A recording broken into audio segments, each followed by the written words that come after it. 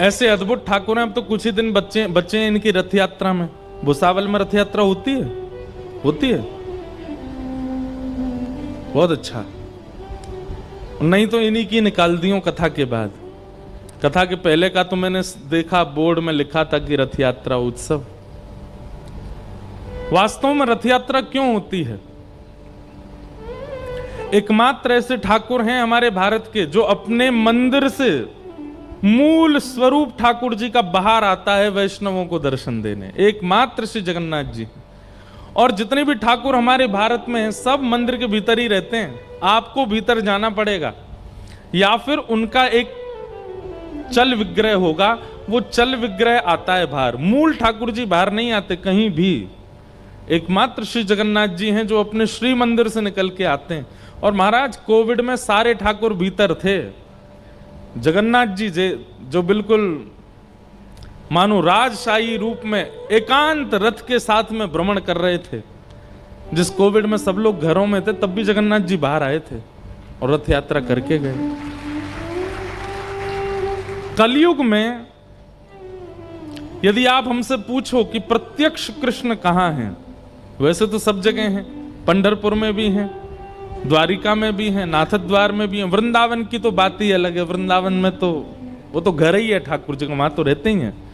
पर तीर्थ धामों की यदि बात करो तो सब जगह ठाकुर जी हैं। पर आपका स्वभाव मधुर होगा, व्यवहार मधुर होगा, आपका भजन पुण्य होगा तो ही आपको अन्य क्षेत्रों में ठाकुर जी दिख सकते हैं। लेकिन आप चाहे जैसे हों, जगन्नाथ जी का यदि आप दर्शन कर रहे हो तो आप ये प्रमाणित रूप से कह दीजिएगा कि मेरे नेत्रों ने कृष्ण को देखा है। श्री कृष्ण साक्षात श्री जगन्नाथ जी के रूप में खड़े हैं। ऐसे श्री जगन्नाथ। तो रथ यात्रा क्यों होती है? इंद्रद्युम्न राजा जिसके यहां भगवान कृपा करके प्रकट हुए। कथा तो पूर्व की बहुत बड़ी है कि इंद्रद्युम्न पर कैसे कृपा की भगवान ने। लेकिन जब भगवान जगन्नाथ बनकर के इंद्रद्युम्न के यहां प्रकट हो गए तो इंद्रद्युम्न और उनकी पत्नी का नाम था गुंडीचा। क्या नाम था? गुंडीचा। इतनी सेवा करते थे जगन्नाथ जी की, पुष्प की सेवा, प्रसाद की सेवा, वस्त्र की सेवा सब अपने हाथों से करते। मतलब राजा अपने राज सिंहासन पर ना जाने कितने दिनों से बैठा ही नहीं है। पूरे दिन कहां रहते हैं? मंदिर में ही रहते हैं। मीराबाई कहती है ना, चाकर रहसूं बाग लगासूं, नित उठ दर्शन पासूं, वृंदावन की कुंज गलिन में हरि की लीला गासूं, श्याम मन चाकर राखो जी, हरि जी मन चाकर राखो जी। भैया एक बात प्रमाणित रूप से मान लीजिएगा कि यदि भक्ति आपके चित्त में प्रबल हो रही है, सामान्य है तो बात अलग है, लेकिन अगर वो बढ़ रही है तो जैसे जैसे भक्ति बढ़ेगी वैसे वैसे सेवा में रुचि बढ़ेगी। ठाकुर जी की सेवा में रुचि उतनी ज्यादा बढ़ती जाएगी। आज श्रृंगार ऐसा हो, आज सिंहासन ऐसा हो, आज प्रसादी ऐसी हो, आज वस्त्र ऐसे हो, आज माला ऐसी हो, इसमें दिन प्रतिदिन रुचि बढ़ने लगे। कई लोगों का कैसा होता है कि श्रृंगार से, सेवा से धीरे धीरे मन भरने लगता है। इच्छाएं अब ठीक है, अब इतना ऐसे ही बहुत है, इतना ही बहुत है, ऐसा होने लगता है। पर नहीं, दिन प्रति सेवा के प्रति और रुचि बढ़े और रोज ठाकुर जी से प्रार्थना करें, हम तो कुछ करते ही नहीं है नाथ, आप कृपा करो हम और सेवा कर सकें। ये चाकरी का भाव ठाकुर जी की सेवा में अन्य दिनों से ज्यादा बढ़ने लग जाए तो समझो कि ठाकुर जी आपकी भक्ति स्वीकार कर रहे हैं। और कहीं आलस आता है। हम अपनी बात बताएं आपको, बहुत ध्यान से सुनिएगा। कथा में हमारा मन होता है कि हर दिन हम कुछ नया कहें, हर दिन हम कुछ नई बात सुनाएं, हर बार एक ही विषय को कुछ नए तरीके से प्रस्तुत करें और इसी चिंतन में ही लगे रहते हैं। भागवत जी हमारे लिए श्री गिरधर लाल जी एक तो हैं ही हैं ठाकुर जी, भागवत जी हमारे लिए प्रत्यक्ष गिरधर लाल जी दोनों हैं। वो ठाकुर जी का स्वरूप है, ये ठाकुर जी का अक्षर स्वरूप है। यहां बैठ करके हम क्या करते हैं? आपको कथा थोड़ी सुनाते हैं, हम तो भागवत जी का श्रृंगार करते हैं। किसी किसी को भा जाता, ये माइक गिर के मोहर लगा रहा, हाँ सही कह रहे हो। श्रृंगार कर रहे हैं भागवत जी का। जैसे पुजारी श्रृंगार करता है तो पर्दा खुलते ही कई लोगों को तो ठाकुर जी इतने भा जाते हैं कि उनके नेत्रों से आंसू गिरने लगते हैं। कई लोगों को लगता है हाँ और मंदिरों की तरह ये भी ठाकुर जी में प्रणाम करो, चलो। ऐसे ही भागवत जी प्रारंभ होते ही मानो जैसे पर्दा खुला, आप सब दर्शन कर रहे हो। अब कानों से श्रवण करके दर्शन करना है। कथा सुनना बहुत कठिन काम है, सुन करके दर्शन करना ये क्रिया है। और यहां वक्ता क्या कर रहा है? भागवत जी के विषयों का श्रृंगार कर करके परोस रहा है। कई लोगों को भाता है, ऐसा भाता है कि नेत्र बंद हो जाते हैं, अश्रुपात होने लगते हैं, मन बुद्धि बिल्कुल एकाग्र हो जाती है, तन की स्थिति भूल जाते हैं। और कई लोग ऐसे होते हैं कि उनको बस ये लगता है कब समय पूरा हो जाए यहां से, ऐसा भी होता है।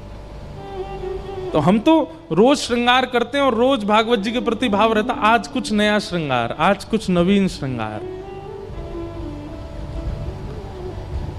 चाकरी का भाव आना, प्रत्येक दिन आना, ये समझो कि आपकी सेवा ठाकुर जी स्वीकार कर रहे हैं। और हम तो नजर नहीं लगे हमारे भाव को, लेकिन हमको तो पता है कि ठाकुर जी हमारी भक्ति स्वीकार कर रहे हैं। कब तक करेंगे ये नहीं पता, पर अभी तो कर रहे हैं और ये करते ही रहें। और ठाकुर जी स्वीकार कर रहे हैं, इसका प्रमाण क्या है? नित्य नूतन, नित्य नवीनता।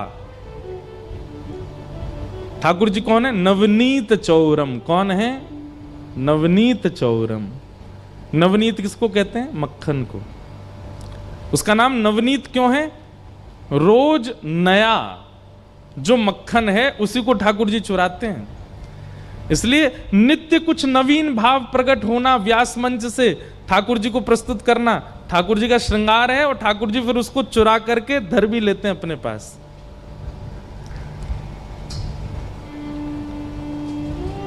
प्रेम का एक स्वरूप होता है बंधुओं, बहुत ध्यान से सुनिएगा। प्रेम का एक स्वरूप होता है, आपने अपने प्रेमी को कुछ दिया, उसने ले लिया, ये सामान्य है। लेकिन आपकी किसी प्रिय वस्तु को बिना आपसे पूछे आपके प्रेमी ने ले लिया, तो कई बार आपको बड़ी प्रसन्नता होती है, अच्छा हमारी प्रिय वस्तु को ये ले रहा है।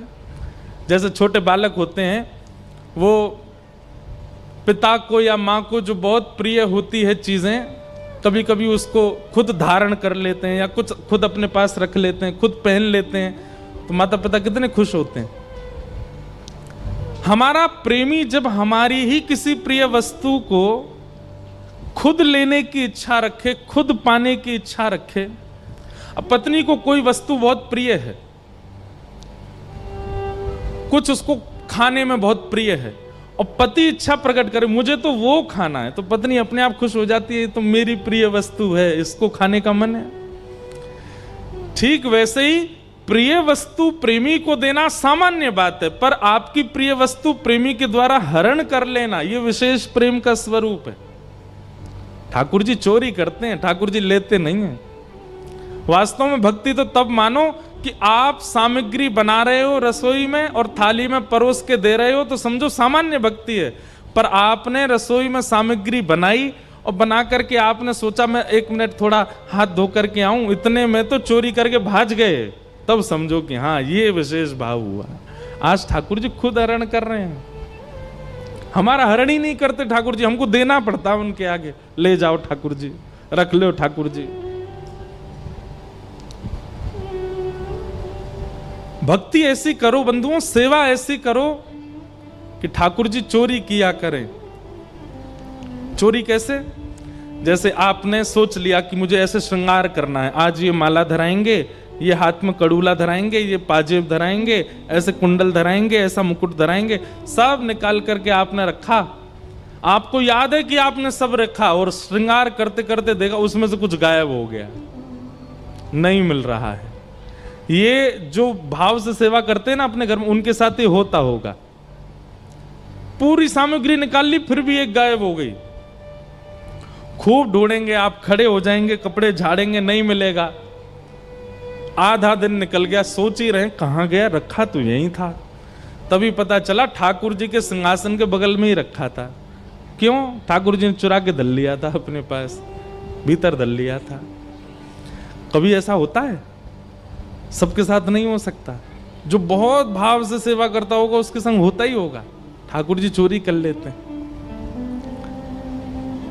कुम्मन दास जी के साथ होता था, गोविंद दास के साथ होता था, गुसाई श्री विठलनाथ जी के साथ होता था, ठाकुर जी खुद चुरा लेते थे। तो चाकरी का भाव आना, सेवा का नित्य भाव आना कृपा है। तो इंद्रद्युम्न राजा रोज सेवा करते थे जगन्नाथ जी की।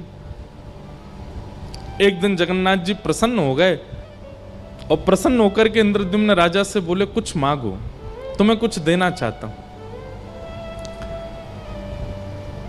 इतने में पत्नी आकर के भी बैठी, तो जगन्नाथ जी बोले, तुम भी मांगो। वैसे तो ऐसा होता है कि दंपति एक वरदान मांगे, लेकिन तुम दोनों अलग अलग मांगो, जो मांगोगे सो दूंगा। इंद्रद्युम्न राजा ने नेत्र बंद करके क्या मांगा, ऐसा आश्चर्यजनक मांगा जगन्नाथ जी से। वो कहता है कि हे नाथ, ऐसी कृपा करना, मेरा वंश वर्धन ना हो, मेरा वंश बस मुझ तक ही रहे, मेरे बाद कोई हो ना। जगन्नाथ भगवान बोले, इंद्रद्युम्न राजा, ये कैसा वरदान मांग रहे हो? सब लोग अपना वंश आगे बढ़ाना चाहते, तुम कहते हो वंश ही ना बढ़े।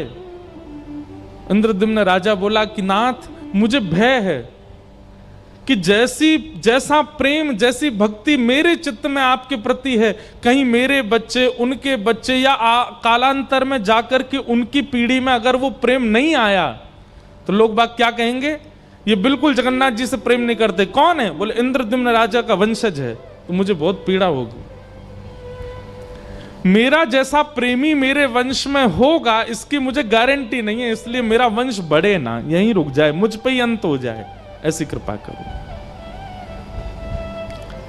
जगन्नाथ जी बोले, वाह भैया, तुम्हारे प्रेम की हम बलिहारी, कैसा वरदान मांग रहे हो। ठीक है, तथास्तु। मन ही मन मांगा था, बोला था नहीं। बगल में पत्नी बैठी थी। जगन्नाथ जी ने कहा, तुम मांगो, क्या चाहिए? पत्नी ने वरदान मांगा कि मेरी जैसी भक्ति करने वाला, सेवा करने वाला आपका सेवक और हमारा एक पुत्र जन्म ले। जगन्नाथ जी सोच में पड़ गए, अब क्या करें। पति कह रहा है कि वंश आगे ना बढ़े, पत्नी कह रही है एक बालक हो जाए। इंद्रद्युम्न राजा अपनी पत्नी पर नाराज हो गया, तुम महाप्रभु जगन्नाथ जी से संतान कैसे मांग सकती हो? तुम संसार की वस्तु मांग कैसे सकती हो महाप्रभु जी से? अरे तुमको जो रुचिकर लगा तुमने मांगा, मुझे जो रुचिकर लगा मैंने मांगा। एक संतान तो चाहिए। मां को तो तभी सुख मिलता है, ब्याह के बाद उसको इच्छा होती है कि मेरे गोद में मेरा बालक हो। महाप्रभु जगन्नाथ जी बोले, तुम लोग झगड़ो मत, मेरी टेंशन दूर करो। ये दो अलग अलग चीजें मांग रहे हो, तुम कहते हो संतान ना हो, ये कहती है एक संतान हो, कैसे होगा पूरा? इंद्रद्युम्न राजा बोला, आपको मेरी बात माननी पड़ेगी। गुंडीचा बोली, नहीं नहीं, मेरी बात माननी पड़ेगी, भात दाल तो मैं ही बना के लाती हूं आपके लिए। महाप्रभु जी बोले, अच्छा रुक जा, हम तुम दोनों की इच्छा पूरी करते हैं। बोले क्या? इंद्रद्युम्न ने मांगा कि उसके संतान ना हो, नहीं होगी। और गुंडीचा आप कहती हैं कि आपको एक पुत्र हो, तो आज से लेकर के जब तक इस पृथ्वी पर सूर्य चंद्र का प्रकाश है, मैं ही आपका पुत्र हूं। और मां, आपके मन में आ रहा होगा कि मैं तो परमात्मा हूं और मैं तो जगन्नाथ बन के बैठा हूं दुनिया को दर्शन देने के लिए, और भगवान जब दर्शन में ही व्यस्त हैं तो मां को समय कब देंगे? आप चिंता मत करो, बस ये समझिएगा मैं दूंगा थोड़ा ही समय, लेकिन दूंगा। साल में हर साल अपने जन्मदिन, ठाकुर जगन्नाथ जी का जन्मोत्सव कब आता है? स्नान पूर्णिमा। स्नान पूर्णिमा के 15 दिन बाद रथ पर बैठ करके मैं स्वयं आऊंगा गुंडीचा आपके स्थान पर, और वहीं आपके हाथ के दाल भात खाऊंगा, आपके हाथ का रसगुल्ला पाऊंगा। आप जैसे एक बालक की तरह प्रेम एक बालक को मां करती वैसे मुझे प्रेम करना, और 10 दिन जितना मुझसे होगा मैं आपके पास रुकूंगा। वहां मैं परमात्मा नहीं हूं, पर ब्रह्म नहीं हूं, वहां मैं आपका लाला हूं। आप मुझे लाला की तरह प्रेम करना, और फिर जब आपका मन पूरा हो जाए, मेरे से प्रेम हो जाए, दोबारा रथ में बैठ के फिर यहां आ जाऊंगा। अपनी मैया से मिलने जाते हैं ठाकुर जी रथ में बैठ करके, और मुझे श्लोक याद नहीं, जगन्नाथ जी का जिस मंदिर में जगन्नाथ जी विराजते हैं उसमें दर्शन करने का फल तो है ही, लेकिन गुंडीचा में जहां ठाकुर जी रथ यात्रा के बाद जाते हैं वहां यदि दर्शन कर लिया, उस जो जगन्नाथ जी में श्री मंदिर में जहां जगन्नाथ जी विराजते हैं उसको कहते हैं ब्रह्मवेदी, और जहां ठाकुर जी गुंडीचा में विराजते हैं उसको कहते हैं जन्मवेदी। ठाकुर जी का जन्म उधर ही हुआ, श्री जगन्नाथ जी का। ठाकुर जी का उधर दर्शन करना, उसका कितना कोटि गुना फल होता है उसका वर्णन नहीं किया जा सकता। यहां ठाकुर जी को परमात्मा मान करके देखना होता है, और गुंडीचा जब ठाकुर जी जाते हैं वहां ठाकुर जी को लाला मान करके देखना होता है। ऐसे महाप्रभु श्री जगन्नाथ जी। रथ यात्रा जिन भी नगरों में होती है वहां ये निश्चित होना चाहिए। कई जगह क्या होता है, मंदिर से निकले ठाकुर जी घूम के फिर मंदिर ही आ जाते हैं। रथ यात्रा वैसी ही होनी चाहिए जिस कारण से होती है। मंदिर से ठाकुर जी निकले और एक स्थान कोई नियुक्त होना चाहिए, वहां ऐसा भाव होना चाहिए कि यहां ठाकुर जी की मैया विराज रही है, कोई एक माता नगर की या कोई भी एक मैया के रूप में वहां विराजे, वहां ठाकुर जी जामे, वहां ठाकुर जी विराजें। 1 घंटा 2 घंटा 4 घंटा शाम तक ठाकुर जी वहीं रहें, वहीं भोग लगे, वहीं शयन करें, और फिर वहां से फिर लौट करके मंदिर आवे। रथ यात्रा का ये क्रम होना चाहिए। ऐसे महाप्रभु हमारे अत्यंत प्यारे दुलारे श्री जगन्नाथ जी को बारंबार प्रणाम।